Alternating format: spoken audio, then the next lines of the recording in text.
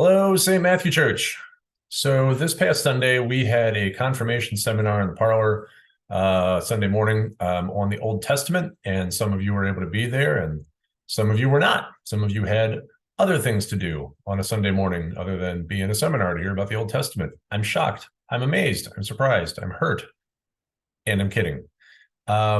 I know that these things happen. So I've got this video is going to give you a quick summary of what we discussed. It won't be exactly the same as having been there in the room because you won't have the benefit of the additional conversation and Q&A time that happened and the fun and frivolity that I'm sure was experienced by everyone who was present in person. But this will give you a sense of what we went over, as well as some handouts that I'm including to you by email that you can look at, including one that you can fill out at the end of this and return back to me, and that'll count as your homework for this missed session. So we're talking about the Old Testament, which is also known sometimes as the Hebrew Scriptures, because people in the Jewish tradition don't like their Bible being referred to as old and ours being referred to as new, as if it's better somehow. It's not. And the Old Testament is not a book. It's a library of books. It's a collection of 39 books written over the course of 2,000 years before the birth of Jesus, by authors from all walks of life. It is filled with drama, with poetry, with songs, with history. It chronicles dynasties and famines and wars and cataclysms. And yet, even though it contains all of these different kinds of writings and stories, it is not primarily books about these writings and stories. It is a collection of books about God. And if we focus on God throughout whatever we're reading in the Old Testament and the overarching threads that go from beginning to end, we'll have a much more faithful reading of those books if we do it through that particular lens. The Bible tells the story of a powerful, faithful, grace-filled God and God's unwavering love for God's people and God's created world. So I'm going to share my screen now and start this presentation to walk us through a little bit of the Old Testament. And we'll do a little test, see what you know. So, you think you know about the Hebrew Scriptures. And yeah, you've probably heard of Adam and Eve and Noah's Ark. You probably know that this guy is not actually in the Bible, but this thing is. Maybe you've heard of Moses. He parted the Red Sea, also known as the Sea of Reeds, and he brought us the Ten Commandments. You think you know the story of Jonah and the whale, but it really says Jonah and the big fish. And as we all know, whales are not fish, they're mammals. But have you heard about a guy named Balaam who heard the voice of God speak to him through his own donkey? Did you know that King David, once clipped off a piece of King Saul's robe while he was peeing in a cave? Faithfully obeying the Lord God, the Jeremiah the prophet once purchased a pair of new undies, wore them every day without washing, buried them in wet river sand, then dug them up and put them back on. God used this as an example of how people are sometimes as useless as old soiled loincloths. Don't we know it? On the other hand, the prophet Isaiah didn't have that problem. He was simply told to go naked around the city of Jerusalem every day for 3 years. Then there's the story of this guy, King Eglon, very cruel and very overweight. Eglon was killed by a guy named Ehud. That's this guy. By the way, yes, you can actually see like pretty much the entire Old Testament online in Lego format. It's called the Brick Testament. I think it's great. So Ehud was famous for being left-handed. So he wore his sword strapped to his right side instead of his left side, which somehow meant that this, with his cloak over top, meant he could get in past Eglon's guards. They weren't very good guards. And then he says that he's got a message for the king and asks the guards to step outside and close the door. And they do. So then Ehud stabs the king, leaves the sword in his side with the hilt, the handle, being hidden by the king's flabby belly, and then decides that the guards won't notice that either. He leaves, closes the door behind him, and says that the king must be taking a leak. So apparently you do not want to hire these guys for security at the airport. There's also a very famous poem in the Old Testament called the Song of Solomon, sometimes known as the Song of Songs. There are also not only stories about men, but about brave, resourceful women like Deborah the judge, Rahab the prostitute, Esther the queen, a peasant woman named Ruth, and Naomi, her mother-in-law. The Hebrew Bible was written by kings, by priests, by rabbis and prophets, and even by the finger of God. So as I mentioned, there are 39 books in the Old Testament, and that can be a challenging number to try and remember. So a couple of tricks for you. The first is count the number of letters in the word old, should be 3. And then count the number of letters in the word testament, should be 9. And then if you hold those 2 digits up side by side, you get 39. That's the number of books that are in the Old Testament. Similar trick for the New Testament, by the way. Again, the number of letters in New, 3. Number of letters in Testament, 9. But instead of putting them up side by side, remember that the New Testament tells us the story of Jesus and his cross, which if you tip it kind of looks like a multiplication sign. When you multiply 3 times 9, you get 27, which is the number of books in the New Testament. So 39 books in the Old Testament, 27 in the New Testament, for a grand total of 66 in the entire Bible, as we count them in our tradition. Something else I can show you, I'm going to share my screen again here.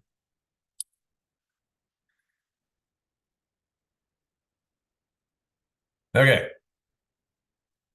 So this is one of the handouts that I have emailed to you. You can print this out or just look at it on another device. And it shows, this is called, the name of the file is the Old Testament books, 3 ways to view them.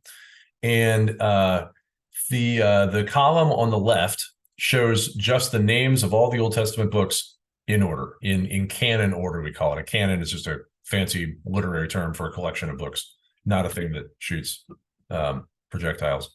So you've got Genesis, Exodus, Leviticus, Numbers, all the way down through Malachi. Now, let me tell you a story. When I was in my first call, I had come out of seminary and I'm beginning to teach Bible studies and teach confirmation classes and these kind of thing. And I realized, as new pastors often do, there's lots of people in your congregation who know more about the Bible than you do, including, I discovered lots of people know the books of the Bible in order by heart. Now, a lot of kids learn these songs at camp that do this. They just string all the names together. I didn't go to camp as a kid, so I didn't know any of these songs. But I decided that it was important for me to learn this. And so I did really start just trying to sit down one day and memorize them in order. I flipped the book open to the table of contents and just started repeating them one by one. Genesis, Exodus, Leviticus, Genesis, Exodus, Leviticus. And I kind of practiced those a little bit. And then add on Numbers and Deuteronomy and Joshua. And anyway, I didn't know these songs, but I did know a little bit about percussion. And after a bit, I discovered that as you read through these names, there's this like rhythm to it. Genesis, Exodus, Leviticus, Numbers. Genesis, Exodus, Leviticus, Numbers. And so I discovered that these things come out in this sort of, I don't know, chant or rap. And I'm going to teach you how to do this. And I'll do it slowly so you can follow along. I want you to snap or like gently tap your leg or your fingers on the table. And we're going to go like this. Genesis, Exodus, Leviticus, Numbers, Deuteronomy, Joshua, Judges, and Ruth. 1 Samuel, 2 Samuel, 1 Kings, 2 Kings, 1 Chronicles, 2 Chronicles, Ezra, Nehemiah, Esther, Job, Psalms and Proverbs, Ecclesiastes, Song of Solomon, Isaiah, Jeremiah, Lamentations, Ezekiel, Daniel, Hosea, Joel, Amos, Obadiah, Jonah, Micah, Nahum, Habakkuk, Zephaniah, Haggai, Zechariah, Malachi. And there you go. You have just heard the entire Old Testament canon in chant form. So just to read through these quickly, some of these names are a little bit odd. I'll read them and you can follow along and see how to pronounce some of these. Genesis, Exodus, Leviticus, Numbers, Deuteronomy, Joshua, Judges, Ruth. First and Second Samuel in Jewish tradition are really just one book. It's just they're really long and it doesn't fit on a single scroll. It takes two. So they split that up into two. So some in America, we tend to hear people say First and Second Samuel. In like the UK, they'll say 1 and 2 Samuel, different designation, same book.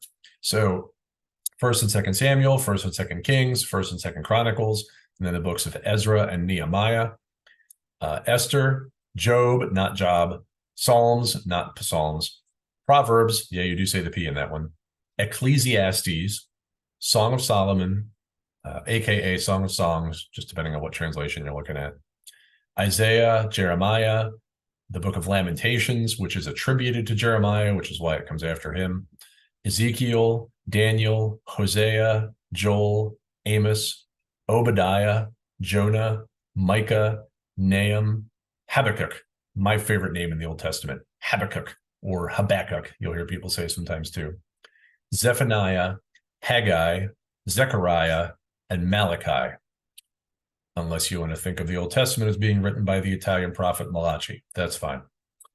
So on this handout, you'll see the left-hand column was just all of those names, start to finish. In the center, we've got those names in what I call the song arrangement, sort of in verses. If you go back to that part of the recording and just play through that again, you'll sort of hear the pauses in the way they're grouped. And then on the right, there's a little activity that I'd like you to do. Find either your own paper Bible, or if you don't have one and you have printed out this handout, you can just use the list on the left-hand side. And as I mentioned, the Old Testament is really a library, and libraries have categories, right? Whether you're in fiction or nonfiction, there's books of history and like how-to manuals in the nonfiction department. Over in fiction, you've got, sci-fi is here, and mystery is here, and romance novels are over here. Same thing in the Old Testament. You've got these different categories of books, and in the way that we label them in our tradition, it's a little different in Judaism, but the order happens to follow these categories by and large. It's a little oversimplified, but this works at least in general groupings. So what I'd like you to do is go to the first 5 books, Genesis through Deuteronomy, mark those off in a bracket, and then put a number 5 next to them, because we sometimes call those books the 5 books of Moses or the Pentateuch. Pentateuch, Pentateuch. And Pentateuch it comes from a Greek root, just the same as pentagon. How many sides does the pentagon have? 5, exactly. So a Pentateuch has 5 books in it. So you can use the number 5 to represent those 5 books of Moses. The next chunk, Joshua through the book of Esther, those are books of history. So you can draw a clock face next to that to represent the time that passes and the stories that happen along the way.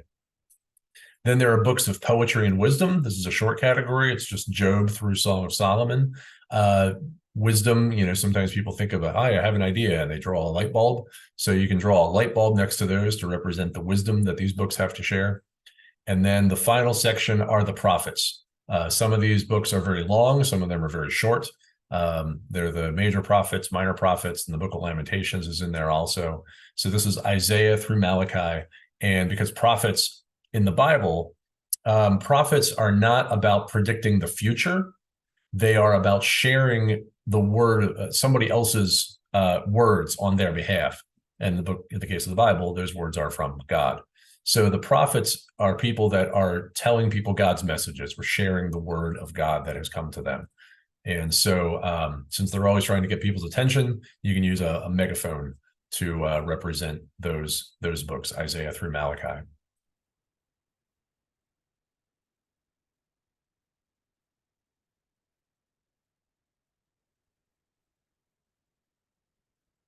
Now, this next slide is, again, one that you have in the emails that you can print this off for yourself, but I've reproduced it here. The organization of the Old Testament isn't only in these categories, but it's also in sort of the order of a story, a single story about God and God's interaction with creation, and in particular with God's chosen people of Israel. And that story is can be broken into 5 major categories as well. And so that's what this handout is meant, or this slide and the handout that you have a copy of it, is meant to present. So on the left-hand side, we've got the books of Genesis and Job. These are what we call sometimes prehistory stories. So the book of Genesis tells the story of creation and the origins of God's people, beginning with Abraham. And then also the book of Job, which is probably the oldest story in the Old Testament. It may not be the first one written down, but it's probably the oldest folk tale that has worked its way into the Old Testament. I kind of think of it this way sometimes. You've probably had to read something about the Civil War and probably something about the Revolutionary War. But just because you read a book about the Civil War doesn't mean it was written during the Civil War, right? It could have been written in, the year 1900, or it could have been written last year. You could have read a book about the Revolutionary War, which happens before the Civil War, but the book was written after another book you read about the Civil War, right? When these things get written down, doesn't necessarily relate to when they occur.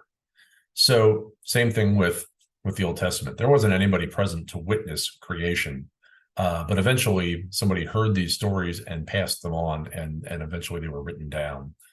But because in the story of the Old Testament itself, they come first. They're way over there on the left-hand side. Next up is a series of books around a big event that I've called Exodus, Wilderness, and the Promised Land. So this is about the time that the people are in slavery in Egypt.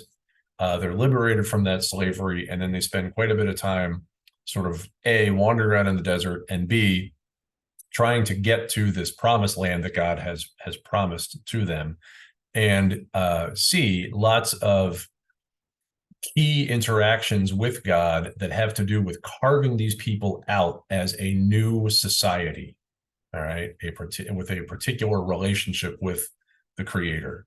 And so that's that section, Exodus, Wilderness, and the Promised Land.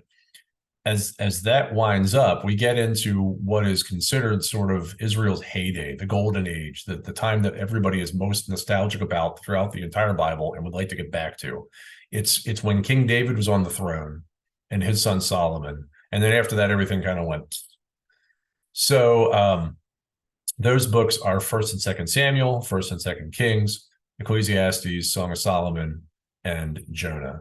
And that happens during this time that's called Kingdom United, and then shortly after that, Kingdom Divided. And then we come to the exile, which is another huge event in Israel's history. And this is where the prophets come in, by and large. The prophets are either writing in the time leading up to the exile, they're writing while the exile is happening, or they're writing in the time afterwards when people are still traumatized and trying to make sense out of it. So, and some of the prophets only write in 1 or 2 of those sections, and a couple of them write throughout. There are words in Isaiah from leading up to the exile, during the exile, and post-exilic as well. And so those are the prophets for the most part. Now, notice up at the top of the handout, in here, you've got Chronicles 1 and 2 are sort of split off from the rest because they are basically a summary of everything up to that point, starting with creation all the way up to the exile. So they're sort of their own little Reader's Digest version of what's happened at this point. The last section then on the right is the return to Israel and what gets called diaspora, the new reality of Jews living scattered throughout the world rather than only in Israel. And so those books, the books that describe that return, and one great story, Esther, about a Jewish group living outside of Israel. So those books are in that category. And then down across the bottom, you'll see Psalms and Proverbs, because this is, Psalms are basically the hymnal of the Old Testament, contains all of these poems.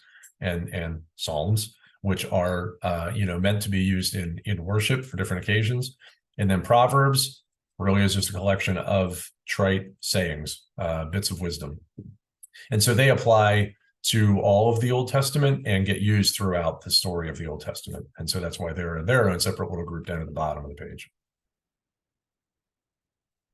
All right, confused yet? That's okay. Let me see where we are in our presentation.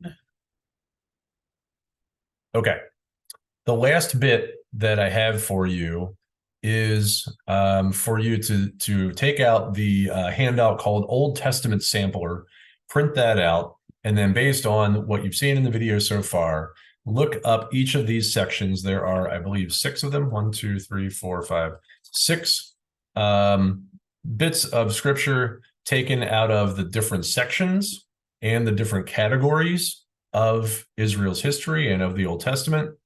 I'd like you to just read those sections and write a 1 or 2 little sentence summary, or even just a couple of phrases about each of them and what they mean in your own words. And you'll see that the handout describes briefly where those stories fit in Israel's history and also where they fit in the Bible.